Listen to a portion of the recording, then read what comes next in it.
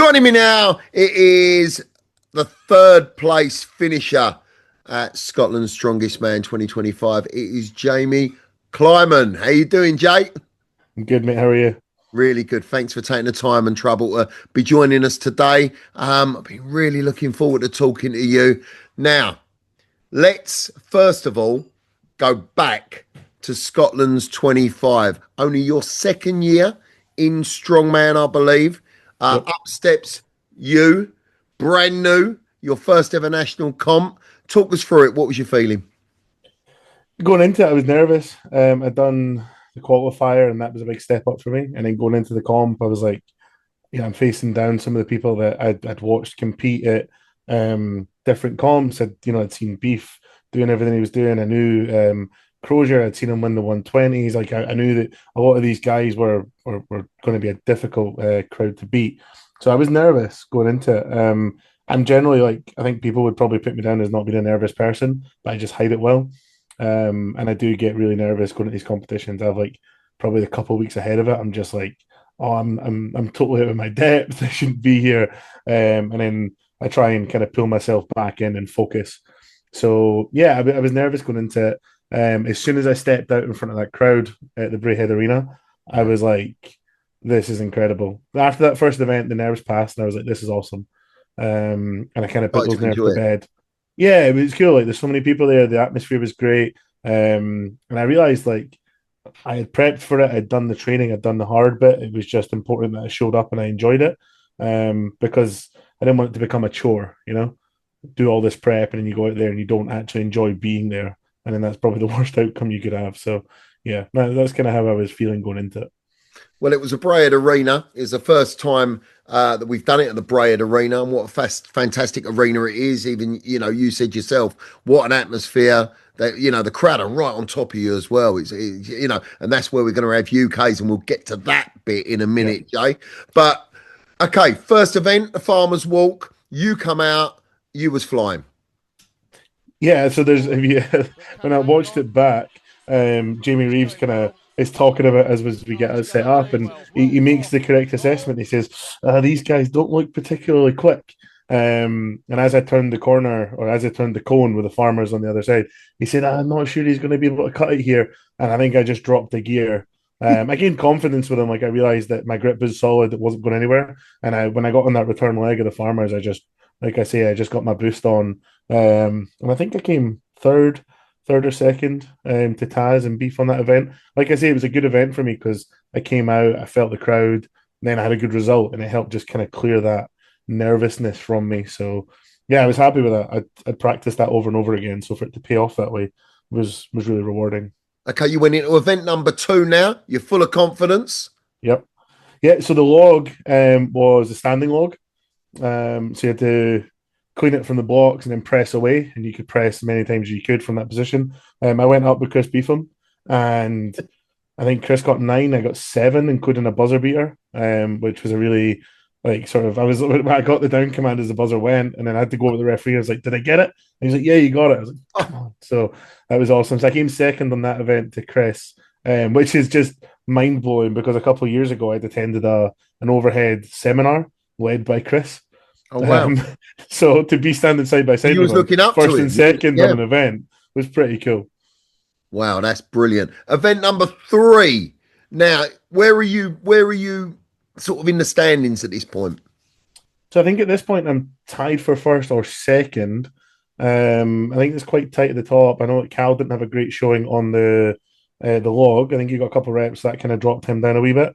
So it was Beef and I out at the front going into event three. That's brilliant. Okay, talk us through event three. How did So that go? event three, Dragon Stones to shoulder, 5 stones in a run. And we were pretty much neck and neck going through the first three. We hit the fourth stone. I get my grip. Beef gets his grip. He goes to pull up, and it just slips out his hands. I don't notice this at the time, but I just focus on getting that stone on my shoulder. It's taking me a little bit longer than I would like. So as I get to the fifth stone, I get it to my lap. It's rolling up my chest. The buzzer goes, and I made the decision that I was going to finish the event anyway for the crowd. Put it up on my shoulder, flex for the camera. And again, it was just like I was enjoying myself. I wanted to make sure that I had that moment for me. And the guys who made those stones, I'm really good friends with. And I promised them I was going to finish the event. I never once said I would finish it in the time limit. So I was just keeping my promise. That's brilliant. And as a rookie strongman, you know, you said you didn't notice what was going on next year. Did you genuinely you didn't notice? Did you find it hard to sort of stay in your lane almost, if you know what I mean? So, although it was my first year competing at this level, it was my first time at a national comp. I've done a decent amount of comps, and one of the mistakes I made, I kind of swore off ever doing again, was paying too much attention to somebody in the lane next to me. So I had actually practiced doing events side by side with other people, Putting the with them blinkers on. intentionally making mistakes or doing the wrong thing, to kind of train myself to look Wow. ahead and make sure that I was just focused on what I'm doing. At the end of the day, I have no control over what Beef does in his lane, and then looking back on it afterwards. I walked off of that event. I looked up at the scoreboards. I saw my name at the top, and I was like, "What happened? How has this happened?" Here we go. Here we go. So event number 4. Talk us through that. Event number 4 was the rising bar max deadlift on the Kratos bar, the Cerberus strength Kratos bar. Comfortably through 300, 320, and then I had a bit of a wobble on the 330. So as I was pulling, I came onto my toes, which let the bar slip away from me, which put a lot of load onto like my traps and my delts. Got pretty much holding the weight of the bar out in front of me. A small sort of a very small injury to my trap, and then I knew that I had to get it. So I put the bar down, took a few seconds, and I managed to get that rep. But unfortunately, I wasn't able to keep going in that event. That was my last. So I pulled 330 on the deadlift. I placed kind of mid pack, maybe fifth or sixth overall. And there were some really good deadlifters after me. So I think they pushed it up through 350, 360, which was really cool to watch. So okay, so a few points now get in between you into the 5th event. Fifth event was keg loading. Yeah. And I felt confident going into this. Like I'd trained the cardio element of it. And I trained a bunch on like the way to pick up the kegs and how to move them and for my own like body type. Um, and then obviously the kegs and the Drayman run are different. The last two are different. They're these big sort of rounded casks, which I've now sourced my own versions of, but I had never lifted them before. And when I went to pick them up the way I wanted to pick them up, they just wouldn't move how I wanted them to move. And it just kind of threw me a little bit, maybe inexperienced, but I was like a little bit panicked. I remember carrying the fourth keg to the platform thinking, right, I'll get it there and then I'll figure out how to load it. And the way I carried it just completely gassed me out. And then yeah, I ended up loading three kegs pretty quickly, but didn't get four and five. So again, there was a bit of point slippage there, but I'd done enough in the other events to kind of protect my position. I don't think that a phenomenal run on the kegs would have actually moved me up past Chris in second. So at that point, I was defending my position in third. Well, you certainly did that. So you get the third position. How did it feel being third place at your first national comp? You know, Scotland's strongest man in, and that was a strong field as well. You must be very, very proud. I was blown away. Like I think the word is probably surreal. Like I was one of those things like I'm going to wake up or something's going to pinch me. I never expected the well. I knew that the best case scenario of everything that could have happened was that I came third. I had no doubt in my mind that Cal and Beef were going to be on that podium. The order that they were on that podium was up for debate, and then the third place was open for somebody. And I had said to my coach going into it that there is a small chance, if everything goes right, that that third place could be me. But yeah, standing up there with that trophy, getting handed the axe as well, and getting presented with that by Yeah. Jamie Reeves was just mind blowing. It was absolutely fantastic to see, and it really was a moment. You come away with two great prizes, if you like, in third place and the axe as well. So it really was phenomenal to see. You also come back with a qualifying spot for UK Strongest Man. How Yep. did that feel for you? Oh, I mean, amazing. Like I knew I'd watched UK's before. I'd been to watch Ultimate Scotland, and I was like, this is so cool. So to be up there competing in it, then to come third, and then that kind of dawned on me as I'm standing on the podium, like, oh, I'm going to be able to go to UK's now and try and make a mark there. Yeah, really cool. Again, like there was a bit of a moment where I was like, oh, I don't belong there, but then after I let it set in, I was like, you know what? I said the same thing about Scotland. I did some damage, so it's just time to repeat that. And talking of which, you then hear the news that UK's is coming to Scotland, and not only coming to Scotland, it's coming to the Braid Arena where you've done so well, not Yeah. so long ago. Um, and here you are. So, how do you prepare now for UK's 2026? It's I've got the gift of a decent off season here. My last comp was in September, and I'm not doing anything again until April. So I've got this lovely off season where I've been really stripping things back and trying to kind of target some of those weaknesses that I had. Like I've cut down a little bit weight wise. I'm trying to get fitter and faster, and my static strength, like my base strength, is going up. I was still, I was strong enough, but I was still growing my strength as I went into the first Scotland's in 25. So as I prepare for UKs, I'm going to make sure that I leave nothing to chance. I'm going to make sure that whatever events get announced, I have the right equipment so I don't run into the same sort of thing as the kegs. And yeah, I just need to be more disciplined, more prepared, and anything that I can control. I'm a big believer in controlling your variables. Yeah. So I'm going to make sure that I figure out what those variables are and just start to tick them off one at a time. Sounds like you're a bit of a thinker, or a lot of a thinker. I mean, do you watch the highlights? Do you watch the competition back Yeah. and break it down?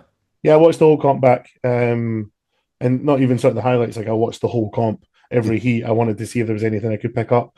I saw how people were moving the kegs because I hadn't really seen that while the comp was on. I wasn't paying attention, so I looked back, and now I'm practicing that same move. I looked back at different things that I could have done better. But yeah, I watch a lot of strongman content, and I think about the events a lot. Like when those events come out, I'll be thinking about how I can take advantage of them. What's the little things that I can do that are going to make a difference?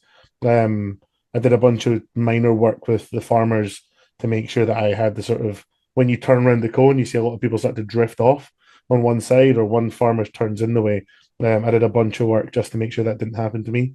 right. So yeah, these little minor things that people sometimes neglect or can't be bothered to do. I'll be paying attention to, and I'll be trying to figure out how I can give myself a little bit of an advantage. I think when you get to the level you're at now, it does come down to small margins, and Yep. that's what you're trying to get closer every time to. So it looks like it'll work for you, Jay. That's for sure. And I wish you well with the training. I look over your shoulder as well, and I see the third place trophy proudly sitting there. And let's talk about Scotland's very quickly. You're going to be going into Scotland's looking to better third place now. Yeah, I think so. Like I think that 25 taught me that I'm not as far away from these guys at the top of the podium as I thought I maybe was. And so now it's given me that sort of wind in my sails to push forward and really go after it. So yeah, I'll be trying to close down people like Beef and Cal, and I'll be fighting off people like Connor Monaghan, were just slightly behind me. I know that Connor will be looking at, taking that place from me. And I welcome the challenge. So that's kind of where I'm at from this year. Anything less than third, I think, would be disappointing. You're looking to improve on that, that's for sure. I think so. I'm going to push you now, if you don't mind. Let's do it. Give us your placing for Scotland's, and then give us your placing for UK's. Where do you see yourself? Scotland's 26. I'm going to say I come second. I'm going to say that I'm not going to tell you who's in first and third, but I'm going to come second at that comp. I'm going to improve on my third place. I'm not, I try not to be arrogant. I don't want to sit here, but I'm so humble. No, no. But yeah, I think if I can if I can control my variables and I can push forward the way I'm pushing forward, then yeah, I think that I can come second, and I won't be far off first place. Okay. For UK strongest Yeah. man, it's a stacked field, Martin. Yeah, I know it It's a is. heavy I know. question. For UK strongest man, I think it's going to be agonizing, and I'm going to come fourth. Fourth. Yeah, Would you be happy with fourth? I would be delighted with fourth. Would you really? Because In most that people field, wouldn't be happy with fourth. I've never heard anyone be happy with fourth. But in that field, I can't sit here and disrespect those people and say no. I'm going to do this, I'm going to do that. There's some incredible athletes. There's incredible athletes that people are paying attention to, and then there's incredible athletes that people aren't paying attention Yeah, to. yeah. And I have a couple of people that I think are going to come in there and are just going to really surprise everyone. So yeah, I think I would be delighted with fourth. My target at the moment is to make it to that grand final at Braehead Arena. I'll be disappointed if I don't get there. And yeah, I mean, compete in front of that home crowd and try and push as far as we can. I want all four Scottish guys there in the grand final, Yeah. and I want to put on a show. Listen, a show it's going to be, that's for sure. We heard the Braehead roar when we was there at Scotland's, but for the UK's, I think the roof's going to come off. That crowd, what is it going to do for Scottish athletes like yourself? What advantage is it going to give you? It's awesome. Like I remember doing the log, and as I came out the fifth rep or the sixth rep or whatever Yeah, it was, I put the log down, and you can recognize voices shouting at you from the crowd. I remember hearing somebody over my shoulder shouting, like, "Come on, you got 10 seconds to go," and that was enough for me to go get the log up onto my chest. And yeah, I mean, it's a brilliant venue. You're so close to the crowd. You're actually like you're on the competition floor as well, even when you're not competing, which I thought was really cool. yeah. And it was such a good crowd, such a good venue. The atmosphere is awesome. I think it's going to give us a little bit of a boost. And yeah, I think it'll give the Scots boys a bit of an advantage when we get to the grand final. I think there's no question it's going to be intimidating for the rest of the pack, that's for sure. Jamie, it's been absolutely fantastic talking to you. I can hear the pride bursting out of you. I know if I was another athlete watching this now, I'd be looking at what you're doing right now, and yeah, okay, we'll see what happens here because you're one to watch. Ultimate Strongman's never been in a better place than what it is now. We've got a glut of athletes coming through. You're one of them athletes that are just absolute shining stars. And, I say you're the future. Well, quite possibly you've arrived. We'll see. Let's see what Appreciate it. 2026 holds. Thanks for your time, Jamie. Really appreciate it. And good luck. Thanks, Martin.